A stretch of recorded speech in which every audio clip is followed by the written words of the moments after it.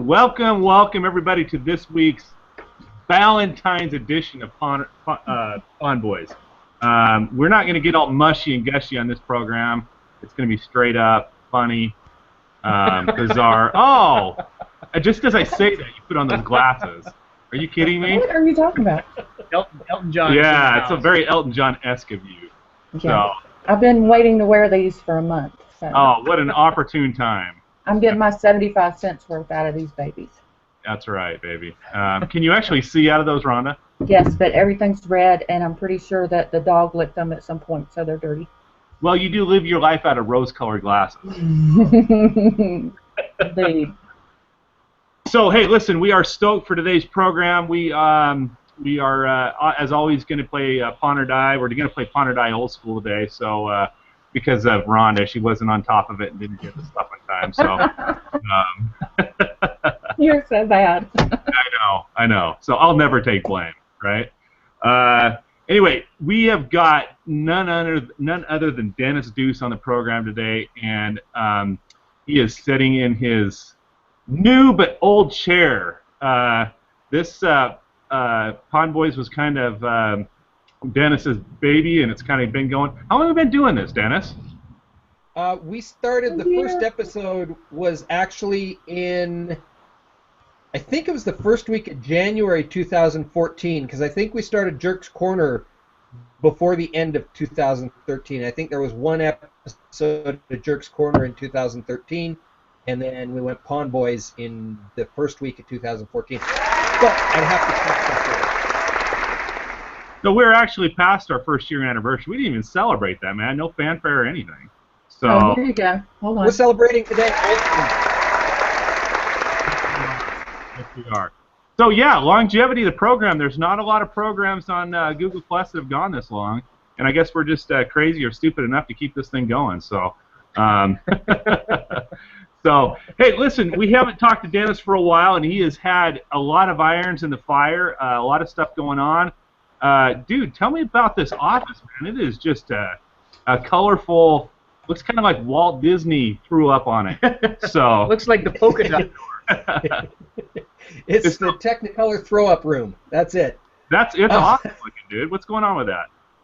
So this is my office at Intaline, and these are actually Intaline's company colors. That's why the office is all done this way. These things behind me here, these are actually sound baffles. I've got 12 of them around the room, plus I've got 4 4-foot by 4-foot ones up in the ceiling to kind of make it sound better. So it's basically a recording studio here. If anyone wants to come to Park City and sing, we can record you. You want to go up there and sing? Oh yeah, okay. I do. All right. Sure. So what is it? What is it actually that company does? What's your company do? So Intaline is still pre-launch, but what we do is we help charities raise funds through the use of what we call luminaries. These are people that have some kind of a following. So this could be anyone from, you know, Justin Bieber to just somebody who's got a good following on Google Plus, say Kristen Drysdale. And it allows that person to help a charity that they really care about raise money through just throwing out a link to the website, intaline.com / and the name of the charity. And the nice thing about it is there is an ability also to monetize this yourself. So you can raise money for the charity, and also you can actually do some raising of money for yourself. That money you could take out as cash. We kind of prefer to help people actually take that money and re-donate it into another charity. So you can multiply. It would not be difficult once the Intaline system is up and running to actually be able to give to charity in equal to your income each year by simply sharing links every now and again. So is it it's kind of a cool system? Is it kind of a GoFundMe on steroids type thing? Is that it? Well, like, no. I mean, we get this all the time that we're kind of being compared to the the whole world of microfinance. It's a different design altogether. you would have a landing page on Interline.com, and you would use that landing page to send people to, and if they like the charity, then they sign up for a monthly agreement. $25 a month, $50 a month, $100 a month to give to that charity. And, you know, the more people that you get signed up, obviously the more money the charity makes, and also the more that you're able to donate back into the system. So it's a new concept in raising money, and that's part of the reason why we've been pre-launch for so many months. Is we got a lot of bugs to work out of this. We're reinventing a wheel here. So when are they gonna hit the ground? That's the $10,000 question. If you have the answer to that, I'd love to hear it. Okay. we're still just working our tails off trying to get this thing ready to go. So, okay. But it's coming. All right, we'll look forward to that. We'll look forward to that. So, still not. So sorry. So we're doing pawn business as we talk, man. This is like live pawn. You remember how it was, Dennis? Absolutely. I don't know how many times you had to walk off screen because you had to go deal with a customer. We even for a while tried to run it, if you remember, before you opened. Yes. And you still ended up having to go answer the door because people would sit there pounding on the door until you came. Well, and then we just decided, hey, listen, this is a pawn show, and let's do this.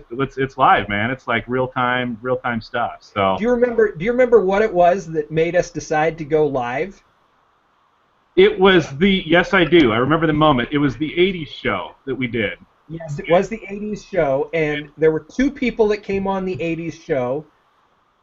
But the one that really pushed us over the edge was that cute little Oriental lady that always sells jewelry to you. Mm-hmm.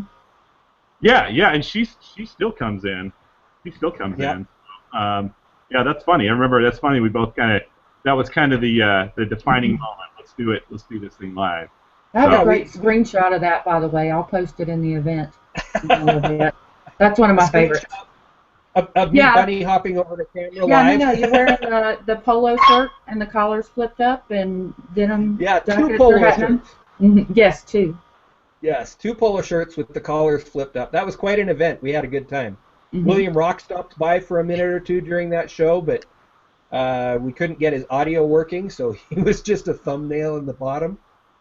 Yeah. I'm actually wearing my Dennis Duce socks. My colorful Dennis Duce socks. Okay, since you're showing off socks, you know, since we hung out a lot, guys, some things have changed around socks with Dennis Duce. So I got to show you the new thing here. They don't go all the way up, do they? Pardon? They're not thigh-high socks, dude. Please tell me you have pants on. Okay, so here we go. There's one sock. Oh, okay. And here's the other one. I never wear matching socks anymore. That's the new thing. Well, I don't either, but that's not by design. I just can't find a match. So weird went to weirder. I'm just looking at our picture here, like the shot of Kirk and I right here, and it really makes me look like I have a big head and Kirk has a pinhead. I mean, is that? It also makes Kirk look like he's about 5'2". I am 5'. Oh, you're a couple inches taller than 5'2", Kirk. I don't you remember. Look even shorter than you are. I haven't measured myself for a while. I'm shrinking. At least your arms are Yeah. Really small now. See, look how small it is now. Ooh, yeah. See that? Yeah, there you go. Well, hey, let's see how short I can get. Oh. It's like that near and far thing from Sesame Street. Yeah, Remember that? I'm near and far. Yeah. You know, Yeah. they do that thing. Yeah, Hey, you know, we were talking, Dennis. We were talking the other day, and you have got a new cool project that is kind of it's a new thing for you as well. Why don't you tell us about that? Yeah, I think you're talking about the book. Correct. So I am co-authoring a book on Google Plus and Hangouts on Air with a lady who has a Amazon.com bestseller on YouTube and social media. And she and I we've been doing some business together for a while, and she says, hey, why don't we write a book together? You have the content, I have the ability to help it go somewhere because I've already got the following. So, let's co-author a book.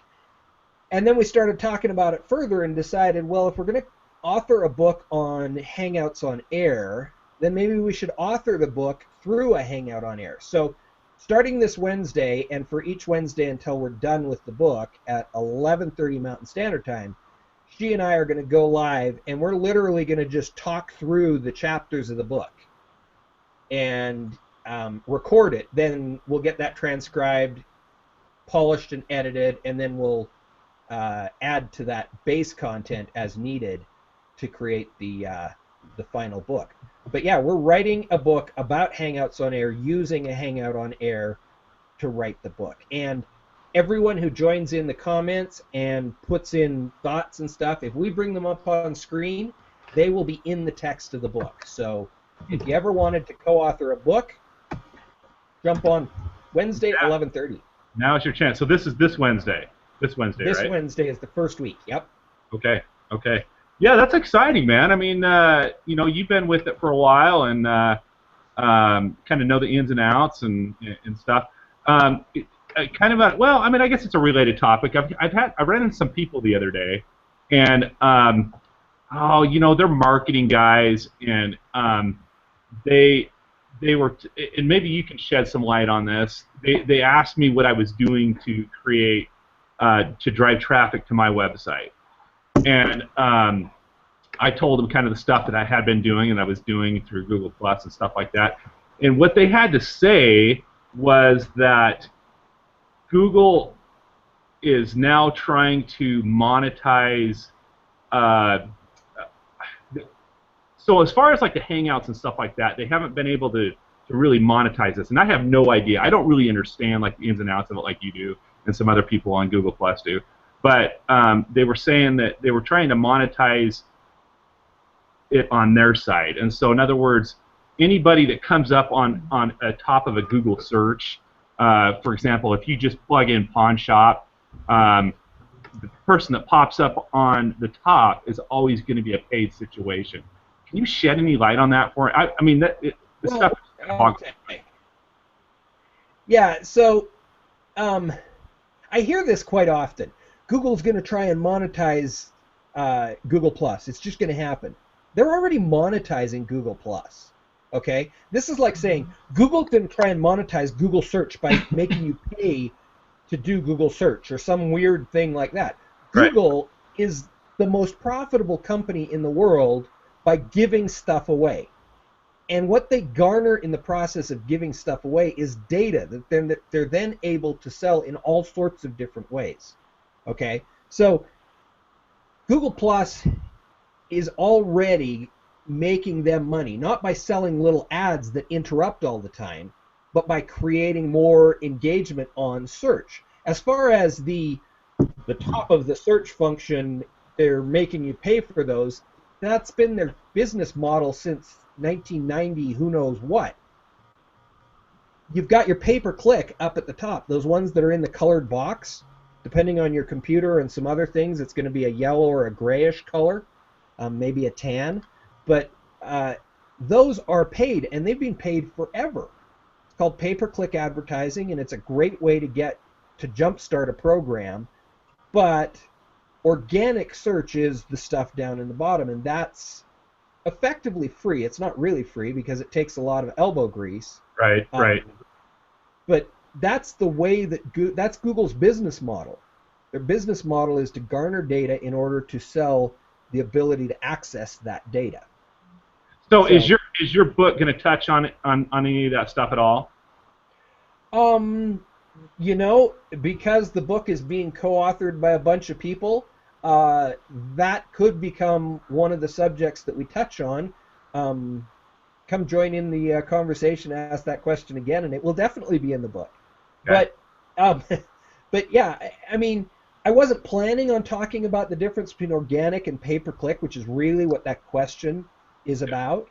But it may be something that Jen Foster and I decide we need to add to the book, and I will certainly be bringing that up with Jen between now and Wednesday.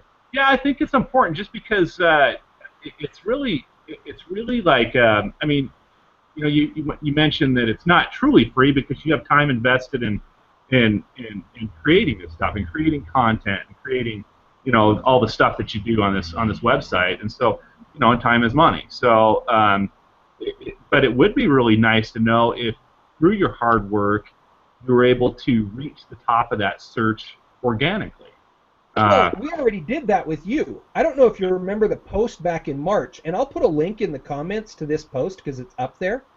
But I ran a search back in March, Ryan. Yes. Where I had done a search for Utah Pawn Shop. Do you remember this? And vaguely I do. And yeah.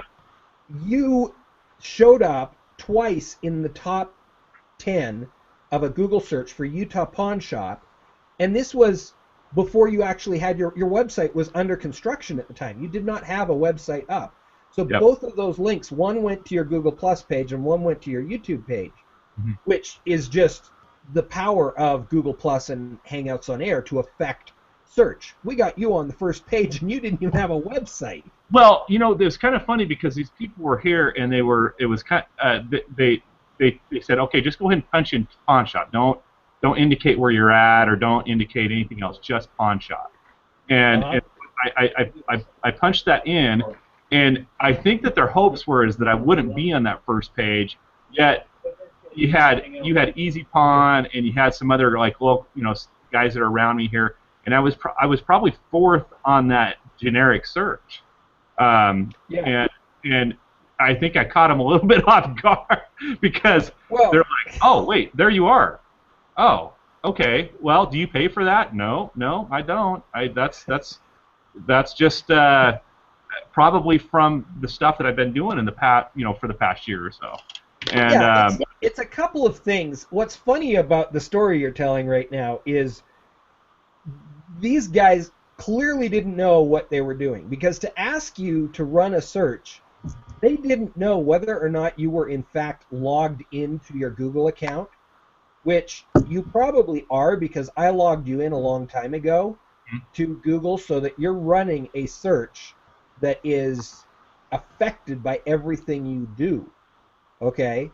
So they should have had you go to incognito mode in order to try and get a search that actually meant anything.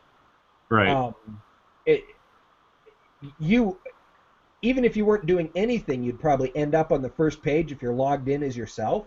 Now, you're probably still on the first page because with this HOA and some of the other things you're doing the right things, okay?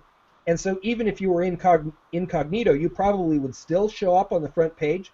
All I'm saying is when people ask you to do things like that and they aren't making certain that you're not logged out as you, that's just a sign that somebody doesn't know the ins and outs of search, which is, it's so funny how many people are out there saying, hey, we can get you to the front page of Google, and they don't even know that you've got to deal with incognito mode, and there's so many things that affect the way search shows up. Back to David Amerlin's favorite subject, the whole semantic web. That's what we're talking about now, is the changes to the semantic web, which is a whole bunch different than it was before. And if you're not grasping that concept, you're going to ask somebody at random, hey, go ahead and search for this, and they're logged in, and the search doesn't mean anything. Right. Yeah, okay, that's a good point. These guys want to come out and talk to me, and I'll have some ammo to fire back at them, because, I mean, and I think it's like Yellow Pages or something like that. There we go. That's kind of what it's like, right? Making money while you're going to the bathroom. That's what it's like. Well, if you're doing it well, you're making money while you go to the bathroom, Kirk. If you're doing it poorly, you're just crapping. Look at this. Look at the size down the toilet. Look at the size of this toilet paper. Just keeps getting bigger.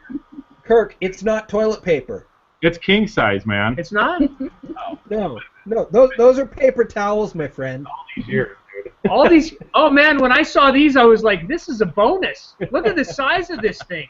So I had to get a special towel for my bathroom just to fit in this. You can actually be like Sheryl Crow and use one square. Yeah, no thanks. Wow. Kirk, in order to be able to use that particular size of roll, you got to stop biking, man. Because that's only for people with really big butts, and when you bike, you don't have one. To prove that's toilet paper. Oh, nasty! What is that? I thought that was just peanut butter or something. Oh no! It's somebody using the Something to do with side Zoe. roll. Yeah. So. No, it doesn't. It smells like peanut. Oh no, it doesn't kind of smell musky. Yeah, it smells musky. It's funky. That's funky. Yeah. So. Peanut butter. So looking forward to so HOA on book this Wednesday. Okay. Right. Yes. All right. Yep. And you can catch Dennis on several HOAs several times a week, right? Yeah, I'm not doing as many as I used to. A network roundtable on Fridays, and then the trailer show, which has become a show in and of itself on Mondays. So just in like 2 hours from now, the Who Are You show, which is a micro HOA. We're in and out in 15 minutes or less. So you can check that out. And then, I've got little odds and ends. Like one of my clients, Missy Lynn, a professional artist, is going to be on the open mic night on My Music Hangout. So it's going to be fun. I'm going to be working with Christine DeGraff again for that episode. That's the 18th at 6 o'clock Eastern time that we're going to be going live with that. And so yeah, I got, I've always got different things going on. I've got a big customer appreciation thing that I'm doing later this month. Last month I did a thing for Burton Lumber where they turned on their solar panels and I saw that. broadcast the whole That was thing. interesting. And Yeah. so yeah, I always got something weird going on. Yeah. All right. What's the message now? So you don't have to be a giant ass to use those, Kirk? Exactly. You don't have to be a giant ass to use this size of toilet paper. Just saying. Yeah. So you're in the clear. I don't know. Yeah. No. We'll Okay. let the audience vote on that one. Let's play a little pawn or die. I don't have to explain the rules to Dennis. He knows. He's you and I came up with this concept back in the day. It was a joint brainstorm. Yes, we did. And you know what? As always, it was like it's something in evolution. We'd always think, hey, let's do this, let's do that, and we'd kind of tweak it here and there. So you don't need an explanation. So no, I got this. Okay. So all right, these are at least two. I gotta say, I'm not really excited about it, but I got it. It was much easier to produce your show and be on the other side and watch everybody else. I'm a little nervous. I always thought, really how can you be nervous about this? Well, you guys are you dorks. should be very nervous. Oh, you guys probably stacked. Oh, I didn't supposed to say that. Oh yeah, no. You remember the sex swing story, don't you, Dennis? I do. That was either episode 1 or 2. Well worth going back and watching. I was gonna bring in the actual diamond. Now I don't think that my audience is here. Maybe I didn't tell you about this, but my dog one time I was messing around with some diamonds, and one of my diamonds fell on the ground, and my dog ate it, and it was like it was like a carat and a quarter diamond. Okay, and so I followed my dog around for 2 days straight. Okay, that dog did not leave my sight. And after 2 days, I got my diamond back and 2 other diamonds that he ate. They were smaller. So I was going to bring on that actual diamond that ate the. So does that make those 3 diamonds diamonds in the rough? Diamonds in the rough. Diamonds in the butt. Ooh. So That means that brings a whole new meaning for picking pepper on puppy food. But just go to show you, people. You could be wearing a diamond that was pooped out of a dog's butt because you That's why I don't wear diamonds right there. Yeah. So forget about blood diamonds. Forget about all that stuff. These are poop diamonds. So, so anyway, that's a funny story. Okay, so first item, dude. I'm excited about these items. This is I'm gonna have to kind of put this up close to the camera. You see that?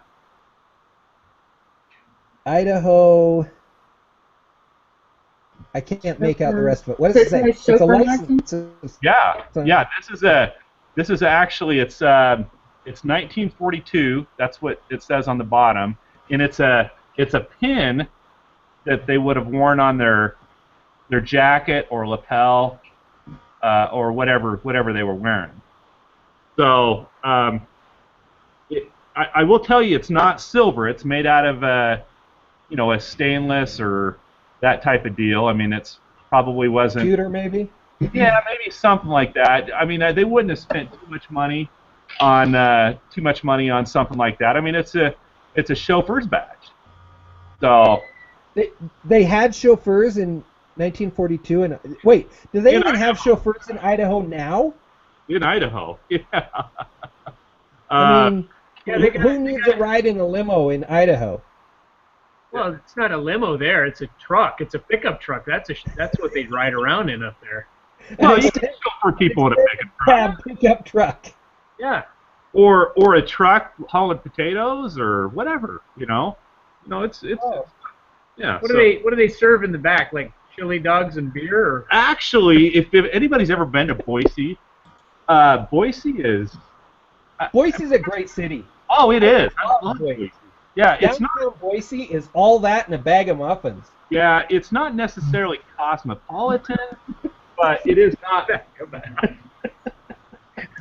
They come in bags?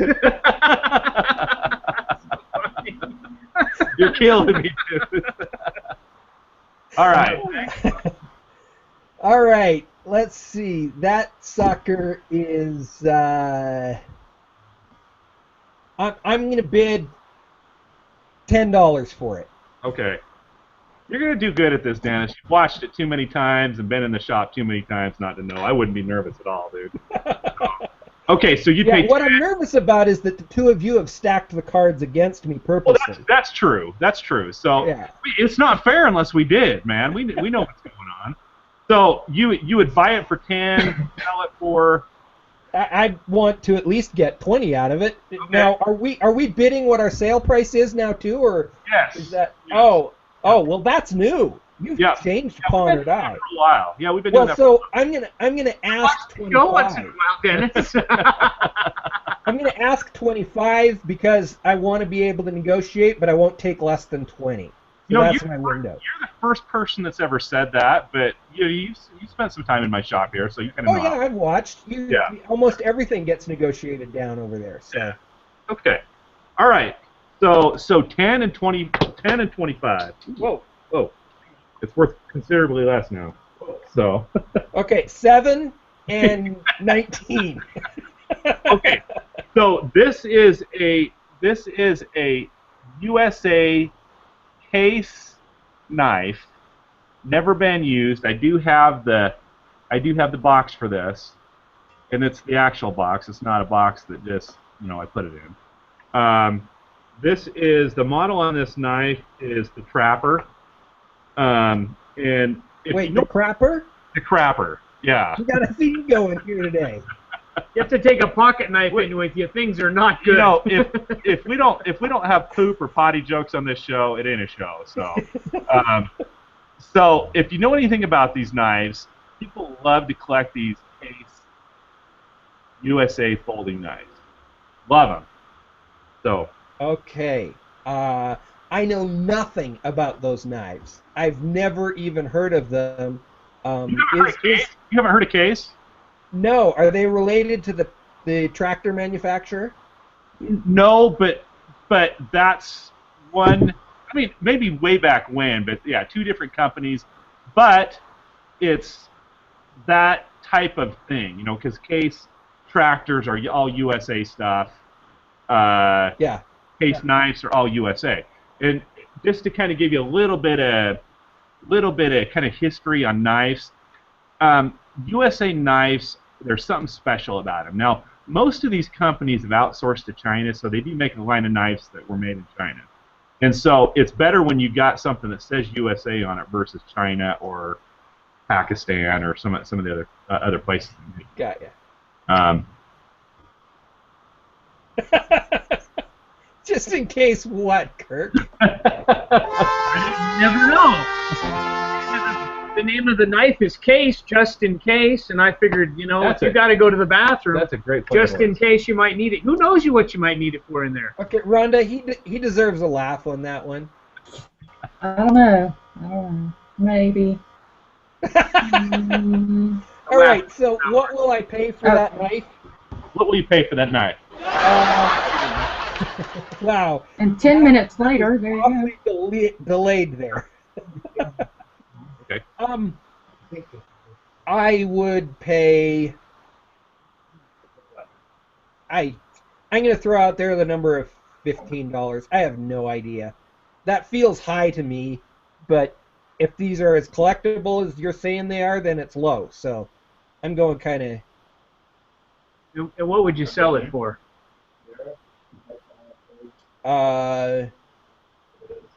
Let's ask 45 for it, I guess. I don't know.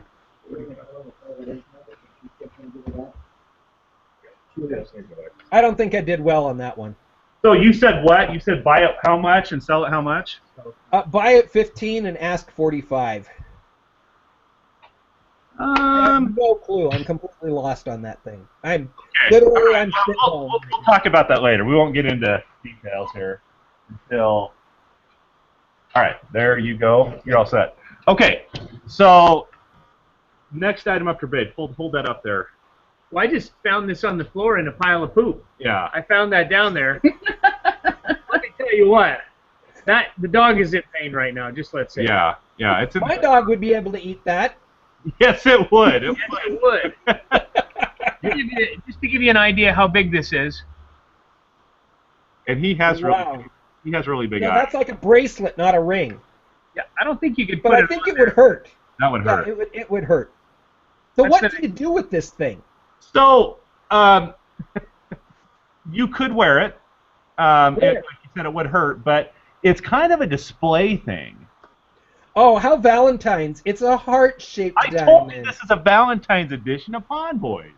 So, okay, what do you think on that? It's kind of cool. I can't believe how heavy it is. Yeah, it is. Really? Is it glass, crystal, or plastic? It is, yes. Yes. It's all of the above. I think it's crystal. It is crystal? Yes. Is your name Is Chris? Is it a name brand of crystal? No, it is not. And good question. That's a great question. Okay. So I would pay. I'm gonna pay $15 for it. Okay. And I'm gonna ask 35. Okay. Yeah, that's fair enough. Fair enough. All right. So this one should be easy for you, dude. You're an electronics guy. So this is brand new, in the box, sealed. Can you see the front of that? Yeah. Huh. Samsung SmartCam HD Pro. These are neat because you can take them wherever you want to hook them up and plug them into your router, get them synced to your network, and then just download the app to your smartphone, and you can log into it anytime you want and look at what you've got implemented So up. before I actually bid this thing, can I come by and hook that up to my computer and see how it works? It's sealed. Before you bid on it? No, not before I bid on it. It's a sealed box? Okay. It's a sealed box. Bummer. Okay. If it wasn't sealed, you'd let me do that, though, wouldn't you? Yeah. Okay. All right.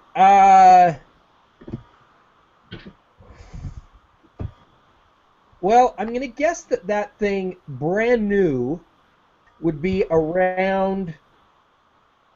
I'm going to go with $100, which means you probably couldn't sell it for more than 70.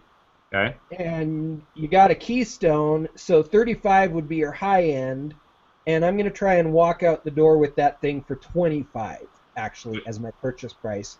And I'm going to ask 65. Okay, so buy it for a quarter, ask 65. Yep, that's where I'm going on that one. All right. This is a good one. Now there was a story. There was a story about a month ago, and I don't know if you guys remember this. It was in the news, and I don't know if it was local news here. Local news. Was it local news? Yep. Somebody found were they digging in a dump or what were they doing? I can't. Were they? No, I thought it was just a box they found in their house, but I could be wrong. Yeah. Well, they were digging somewhere. I think they were doing some excavation. And that's right. That's right. It was a time capsule. yeah, that's right. Okay. Yeah. So they dug up an old Atari 2600 game system. Now, Dennis, you are from this era, like the both of us are. Okay. So I'm throwing us all into the bus. You're old. You're old, like man. the same as we are old. And I know for a fact I'm older than Kirk because we grew up together. I think you and I are the same age. I think you and I are the same age. Kirk, if I'm not mistaken, I got you by 2 years, right? You're the right. same age as Roger. You graduated in Okay. 86. I graduated in 86, correct? Yep. Bingo. Yep. Same age. Okay, so the old Atari 2600, obviously an 80s platform situation. So Yep. they dug up this time capsule with all these old games and stuff in there, and they ended up auctioning it off for do you remember what the amount was? No, but it was a ridiculous. It was a ridiculous amount. And one of the games that went for the highest price was this one right here. Oh, Atari ET. Yes. Ah, I've played that game. Okay. So, and this is an actual cartridge. However, I do think that part of the appeal of those games in particular were that it came from this time capsule. And so they were able to get a bunch of money out of these things. And so don't be too zealous on your guess on this thing. I will warn you. But No. it is worth something. So, and this one's in good condition. Okay. You know, that movie came out at the perfect time. Do you remember what year it was? I do. It was 1981, summer of 1981. It was the same year that I bought my Koahara BMX bike with my newspaper money. You know, Dennis, I don't know if you were around here when I had that, and I still have this bike, that I've got a Koahara road bike. Oh, yeah. Yes. That's still I do here. remember the Koahara road bike. Still freaking here. Yeah. Yeah. No, Nobody. but I really want to rebuild my Koahara Chrome BMX bike. So if you ever have somebody bring in even just a frame, you have the frame? no, even if somebody brought in frame only, you give me a call, man. Yeah, those are awesome, man. So Yeah. Okay, so what did Elliot write in that movie? Do you remember? He wrote a red line. Was it a red line? That was what I wrote. I feel Yeah. I remember that. So Well, cool. Redline is the only company that could afford to pay to be in there. You know, they had the most money of all the BMX. Red line. bikes. He was my teen idol, or my idol, man. It was none other than Stu Thompson. So that went off to ride for Huffy, and I was devastated. Yeah. I was devastated. That was my bike. I had a Huffy. I did too, but I got good grades one semester, and not the rest of the semester, but I got good grades one semester. And my dad said he'd buy me a red line, and he held to his word. So, You know, when I bought my Koahara, I had been riding around on one of those 4-shock, looked like a motorcycle yeah, bikes. yeah, I remember those. And I went from that thing, which probably weighed 120 pounds, down And they- to a Koahara. Oh man, I got a story I should probably not tell about that, but I got a story about that. Is it long? It's not long, but Okay. it's a story. Go for it. Really? You want me to? Should I tell? Should I do that? Yeah. Oh my goodness. So I lived in Calgary. You're from Calgary too, right? Lethbridge. Oh, that's- Originally from Vancouver. I went Vancouver, Lethbridge, and back to Vancouver. Well, White Rock, second round. So I spent some time in Lethbridge. Nice place. So Not if you lived there. right, exactly. Yeah. And I think it hasn't changed a bit. Anyway, Is it like visiting the Rose Park of Salt Lake? no, Oh. No. No. no, it's just in the middle of nowhere. And No it's just offense if you're nothing from there. Rose Park. No. If you're watching from Rose Park, please don't stop watching. We That's still right, love we you, love even you, though you man. live there. Yeah. And we have lots of things that you can afford down at the pawn shop. So come on by. Like this watch.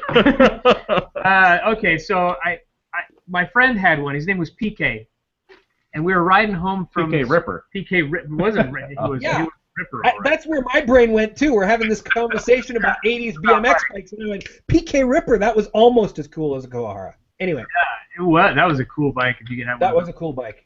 And they bring more money now than the Kawaharas do. Anyway, so we're riding home on one of those 4-shock bikes, and that thing is just like a bucking bronco. Yeah.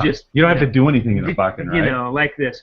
And I'm riding on the back of the seat, and it's one of those long seats. Yeah, you know, it's a banana seat.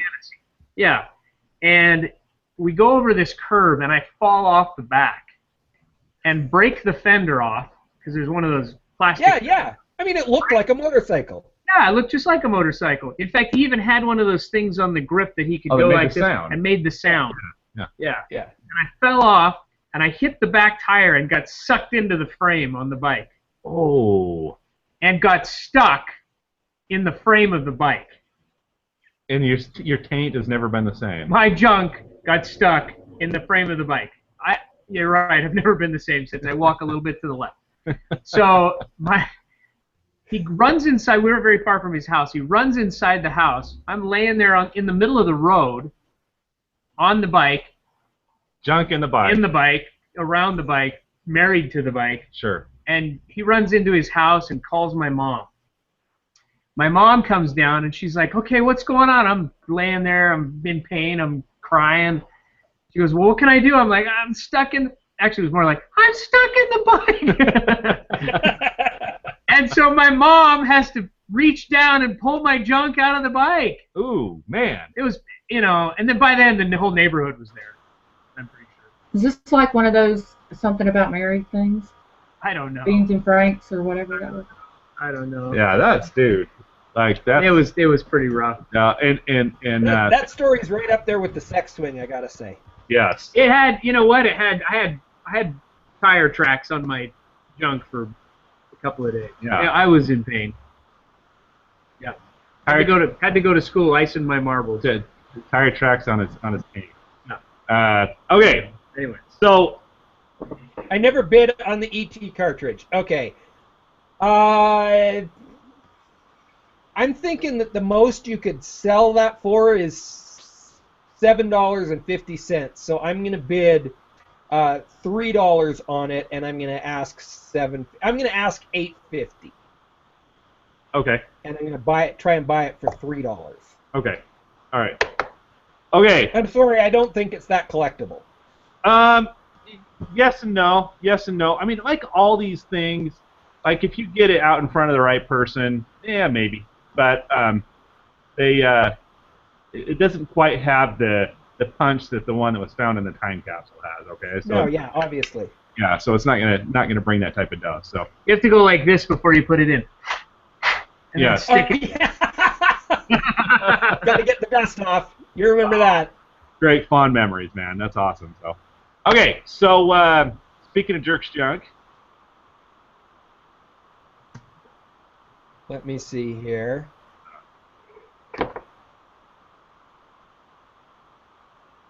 What is this? Oh, that's cool, dude. Okay, is it gold? Rhonda, tell us what that is. It is a pillbox. It is gold-plated, 18 karat. Am I right? Pillbox. Pillbox. Mm-hmm. So that's a very desirable item here in Utah. Is that a pearl in the center of it? It is. It is a pearl in the center. It's 18 karat gold plated. It's not solid. So where do we say that like there is that from? Well, they still make some of those like that, but this particular one's from about 1940. Okay. So World War II-ish. Looks like it's in beautiful shape. Did you put the other item on there as well, Rhonda? No, just this one. We'll save that one for next time. Okay. This one has a name to it, but I don't remember. It starts with an F. Florenza. Yeah, there you Is go. that the style of it? No, that's the name of the company that Okay. made those. All right. Florenza company. Okay, I'm thinking gold-plated. I'm gonna do this one a little backwards. I would want to sell it for $40. So, but I know there's going to be some emotional value on this one. So, I'm going to be willing to pay the full $20 and just keystone it straight up. Okay. How big is it? I mean, it's a hard. It's about that big. It's So about it's the size of a silver dollar. I can't see that. Did you just ask how big it is? Yeah, how big is it? Okay. How big is it? Just wondering. But Everybody always wants to know how big your junk is. Along that same line, Kirk, you just go, it's about this big. Yeah. He Right? It's a And one. Ryan looks down there too. I'm a little worried. What were you showing him? How big is this thing? I want to see this on camera. say that if anybody wants to know, Kirk is in a Swan Lake tonight, and so he, you may be able to tell then how big that might be. How big it might be, or not. Yeah. Or whatever. Yeah. Since there are grapefruit smugglers at that ballet, so. Yes. All right, so yeah, 40 and 20. That's my jerk's junk. Okay. Buy it Yeah. for 20, sell it for 40. Okay. You want to start back that way, or do you want to go? I got to give my guess on that. Oh yeah, you do. Of course. I would, this is I like Dennis's guess, and I like his logic for his guess. I'm tend to be a little bit more conservative, but I would say 50 and 40. So let's go back. You want a bigger margin than me. Well, that's because you're actually in business. Yeah, yeah.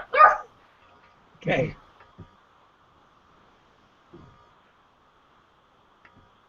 Okay, so item number 1, we put up. It was the badge. It was the badge, right? I know where the crap the badge is now. It's probably still on the floor. No, I didn't. Yeah, where is it? The badge. Okay, somewhere. It's somewhere. I think Kirk has it. So. Okay, you guessed 10 and 25. 10 and 25. Mm-hmm. I bought like 3 things for $20. They were kind of similar, and so I'm going to give you that one. And I say you're going to be able to get every bit of the $35 out of that one. No problem. It might take you a little while, but you'll get it. You'll get it. So somebody will think it's that cool, and they'll pay that. So. Okay. Next item was knife. I failed on the knife. That's my opinion. I'm just going for it. Yeah. And what was your guess on that one? 15 and 45. 15, 45. Mm-hmm. Okay.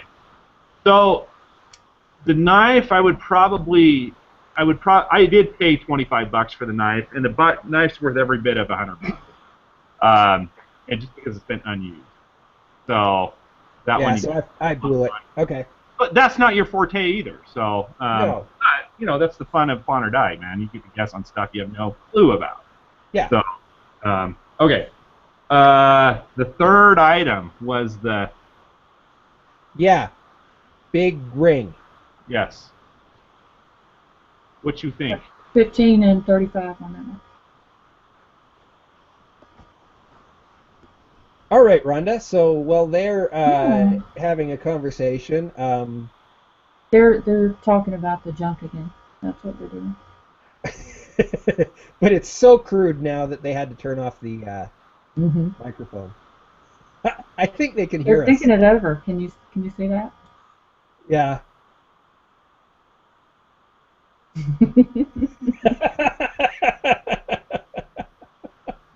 Oh, this show just went off the rails.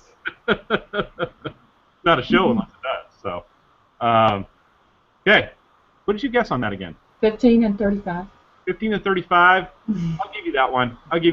I bought it not necessarily for the intent to sell, but it's a display in my display case. So I wouldn't sell it for less than what I tell everybody $50, but so I'll give you that one. That's good. That's good. So Okay. Okay, so that was 3. We got. What did we do? What was 4? Camera? What? Oh, the camera. Yes. Mm-hmm. I'm going to feel really dumb if I don't get this one because it is so much. I can't tell you you're off on this one. 25, 65. Yeah. So I paid $50 for it, and I had a couple of them, and I'm selling them for $170 all day long. They're $199 new. So, Really? yes. Interesting. Yeah. It's kind of in that genre of cameras, it's kind of the one that's kind of at the top of the rung right now. So. The I like how it says Cadillac. smart cam on there. It says smart cam. What does that mean? Like, you know what? I don't want to take a picture of that person, so I'm not doing it. Yeah, yeah. We'll pass on that one. Well, that's so. the smart ass cam. Yeah. Oh, yeah.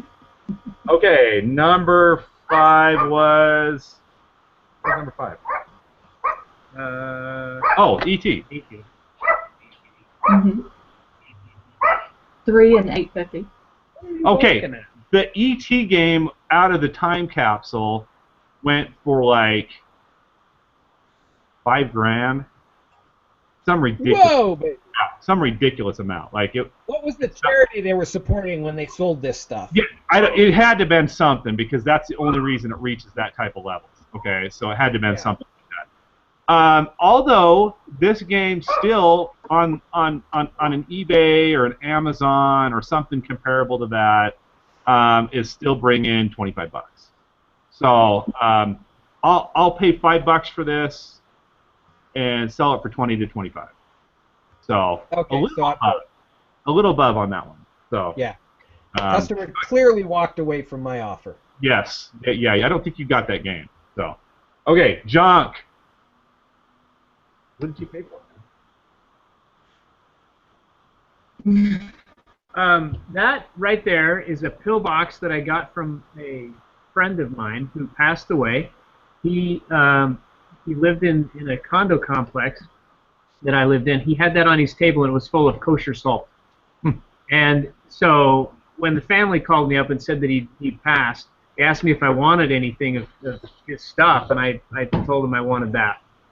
So to me, it's, I'm never going to sell it or anything like that. But I did look him up, and that particular item goes for about $30 to $50, anywhere in between there.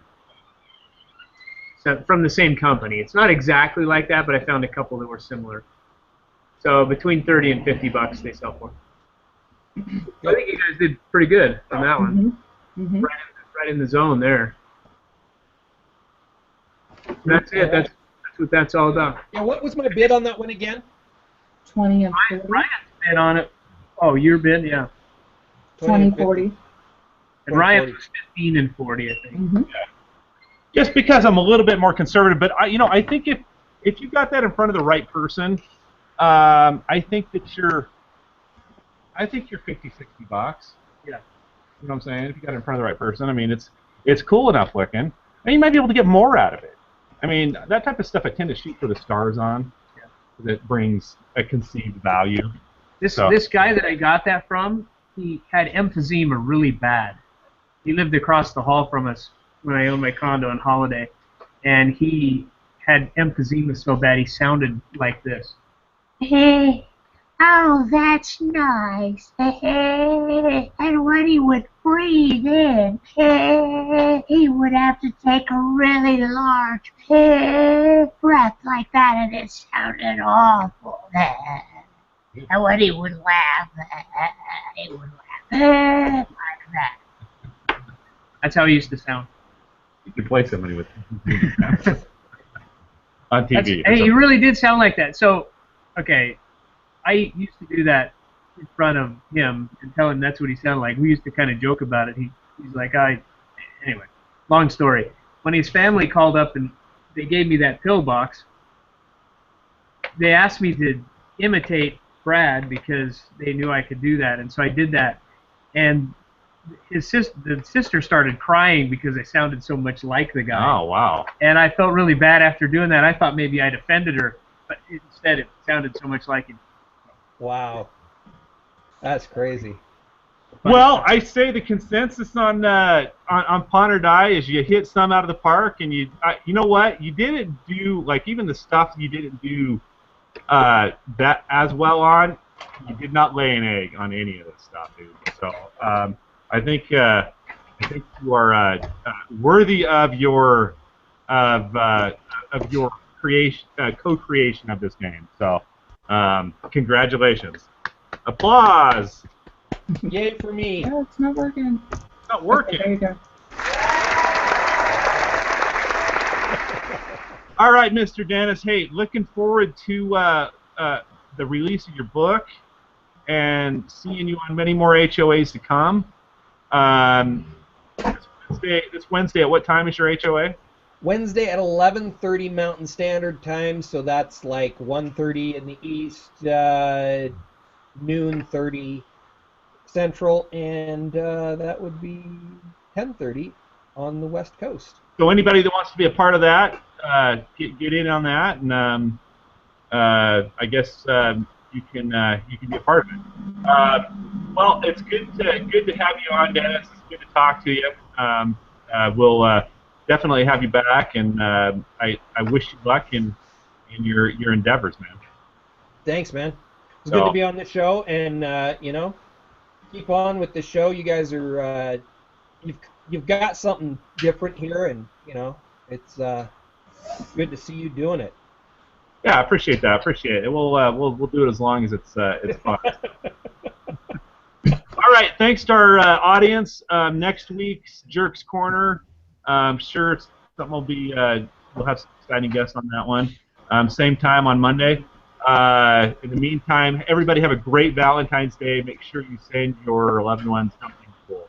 Don't forget about it. Please, guys, don't forget about it. You're in the doghouse. Anyway, thank you. We'll see you next week.